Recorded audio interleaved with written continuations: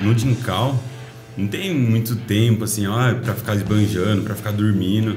É pegar e esquematizar, fazer, programar, se fazer agenda. Ah, eu vou estudar de tal hora, essas matérias. Eu chegava em casa, comia alguma coisa, passeava com meu cachorro, tomava banho e sentava para estudar. E até as 2 da manhã, 1h30, tinha dia 3 horas, acordava cedo, 3 vezes por semana natação. Sempre tentar fazer uma rotina assim todos os dias, final de semana, todos simulados, tentar fazer todos simulados. No começo é aquele choque, nossa, período integral, não vai dar tempo de estudar nada. Mas com o tempo você aprende a otimizar o tempo. Ah, você não fica de bobeira, você não fica, eu vou ficar na internet o dia inteiro. Você pega e você fica com a responsabilidade. Não tem como fugir. Você tem o quê? Das 7 às 2 da manhã é tempo pra caramba. Aí você estuda das 8 até as 6h30. Então você estuda o dia inteiro, literalmente, não tem nenhum como fugir.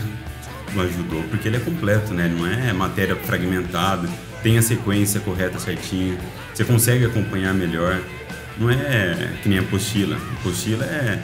Você pega um pedaço e depois pula para matéria. Tá em história, está em um ano e de repente está no outro ano sem saber o que aconteceu nesse meado.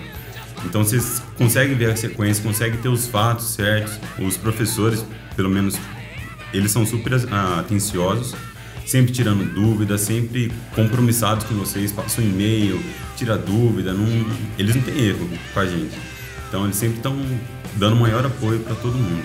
Ah, quem quer passar em medicina é estudar e não tem como fugir, se programar, ter uma rotina certa todos os dias.